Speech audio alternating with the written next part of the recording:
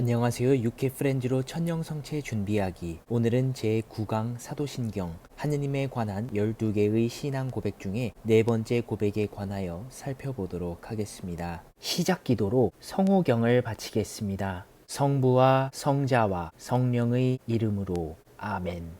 이번 시간에는 네 번째 고백인 본시오 빌라도 통치 아래서 고난을 받으시고 십자가에 못 박혀 돌아가시고 묻히셨음을 믿나이다에 관하여 살펴보겠습니다. 로마 총독 본시오 빌라도가 통치하고 있을 때 예수 그리스도는 고난을 받으시고 사형 선고를 받으셨습니다. 우리를 위하여 십자가에 못 박혀 돌아가시고 무덤에 묻히셨습니다. 릴리와 밥을 보시게 되면 당시 예수님 시대의 로마 제국의 지도에 대해서 살펴볼 수 있습니다. 방대한 로마 제국 가운데 예루살렘이라는 지방에 본시오 빌라도는 파견되었고 총독으로서의 역할을 수행했습니다. 그는 예수님이 아무 죄가 없다는 사실을 알면서도 사형을 선고할 수밖에 없었습니다. 그가 이처럼 수동적인 행동을 했던 것은 마테오복음 27장 24절의 표현처럼 자신의 죄가 없음을 드러내는 표지로 손을 씻었다고 증언하기 때문입니다. 사람들이 빌라도에게 왜 예수님을 고발했는지에 대해서 살펴본다면 그분께서 하느님을 모독하는 죄를 지었다, 율법을 어겼다라고 말하며 그분을 고발했기 때문입니다. 신성 모독죄는 이스라엘에서 살인과 같은 중대한 범죄로 간주했고, 또한 예수님이 로마 제국을 반대하여 사람들을 선동했고 이스라엘을 통치하려 했다고 누명을 씌웠습니다. 그렇지만 주님은 율법을 어떻게 올바로 이해하고 실천해야 하는지 알려주셨던 분입니다. 선동이나 폭력적인 행동이 아니라 신명기 6장 4절에서 5절의 하느님 사랑에 관련한 가르침과 레위기 19장 18절의 이웃 사랑에 대한 가르침을 주님께서는 죄인과 병자를 부르시는 사랑의 힘을 통해 알려주셨던 것입니다. 하지만 성난 군중들은 예수님을 십자가에 못 박으라는 요구를 하기에까지 이릅니다.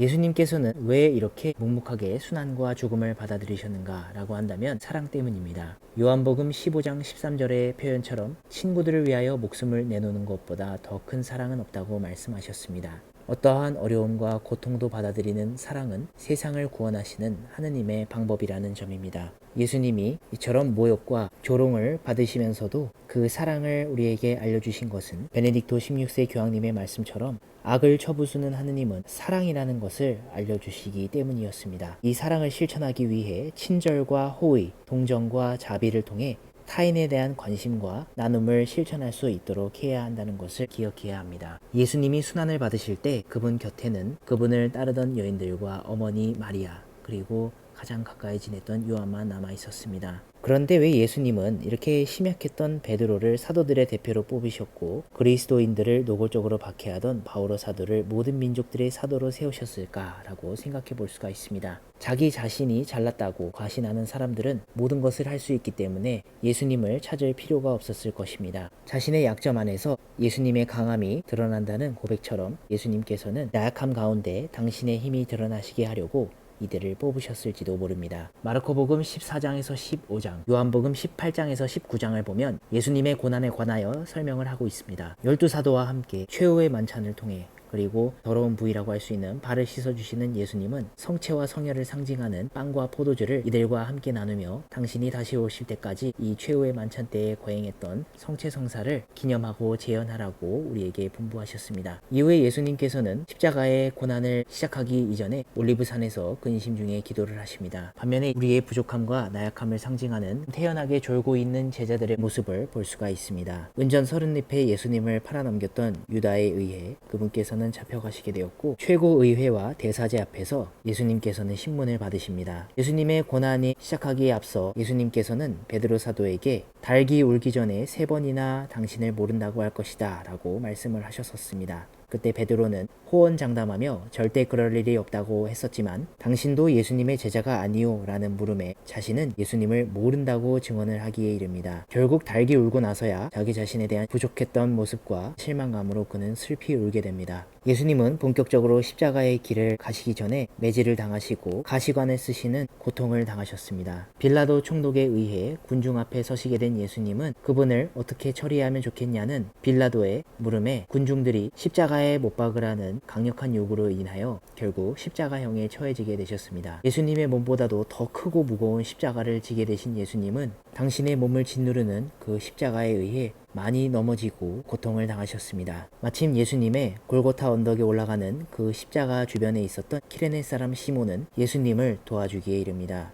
이 고난의 여정 속에 베로니카는 예수님의 얼굴을 닦아드립니다. 이윽고 십자가에 못 박히시는 아주 커다란 고통을 겪게 되시는 예수님은 낮 12시쯤 돼서 십자가에 완전히 매달리시게 되고 그 위에서 돌아가시기에 이릅니다. 한편 예수님의 양쪽에는 도둑들이 있었는데 그 도둑 중에 한 명은 예수님의 무죄함을 주장하며 예수님께 자신을 기억해달라고 이야기를 하게 됩니다. 그래서 예수님께서는 그 도둑에게 너는 나와 함께 낙원에 있을 것이다 라고 말씀을 하셨습니다. 십자가 밑에서 구슬피 울고 있는 예수님의 어머니 마리아와 예수님이 사랑하셨던 제자의 모습을 보며 릴리와 밥의 모습을 보며 십자가 위에서 돌아가신 예수님의 그 참혹함에 우리는 슬퍼하지 않을 수가 없게 되었습니다. 예수님이 정말로 십자가 위에서 돌아가셨는지에 관한 물음에 대하여 우리는 그분께서 참으로 돌아가셨다고 대답합니다. 예수님이 돌아가신 때는 파스카 축제라고 하는 유다인들의 축제일이었습니다. 이날은 이스라엘 백성들이 이집트에서의 하느님의 진노로 인해 모든 가정의 첫 번째 아들이 죽어나갈 때 문 양옆 기둥에 바른 피로 인하여 죽음을 면하게 된 것과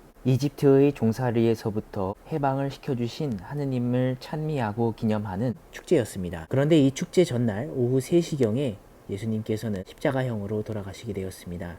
파스카 축제 당일에는 사형 집행을 할 수 없었던 율법 때문이었습니다. 그래서 우리는 이 날을 주님 순환성 금요일이라 부릅니다. 예수님은 너무나 많은 채찍질로 피를 흘리셨고 십자가 위에서 숨을 쉬지 못하고 돌아가셨습니다. 로마 병사가 그분이 정말 돌아가셨는지 확인하려고 옆구리에 창을 찔렀는데 피와 물이 쏟아져 나왔습니다. 예수 그리스도의 피와 물과 관련하여 피는 그리스도의 성체성사를 의미하며 물은 새로운 생명을 가져다주는 세례성사를 나타냅니다. 이렇게 그분께서는 숨을 거두셨고 십자가에서 그분의 시신을 내린 후에 깨끗하게 닦아 아마포로 감싼 다음 바위를 깎아 만든 새 무덤에 모셨습니다. 이렇게 예수님께서 숨을 거두실 때 마테오복음 27장 50에서 51절에서는 주님이 거하신다고 믿었던 성전에서의 그 휘장이 위에서 아래까지 두 갈래로 찢어졌고 땅이 흔들리고 바위들이 갈라졌다고 표현합니다. 이처럼 예수님을 모셨던 무덤을 큰 돌로 막아 놓았는데 그분께서 돌아가신 지 사흘째 되는 날 여인들이 바로 이 무덤을 찾아오게 됩니다. 마침 기도로 성호경을 바치겠습니다. 성부와 성자와 성령의 이름으로 아멘.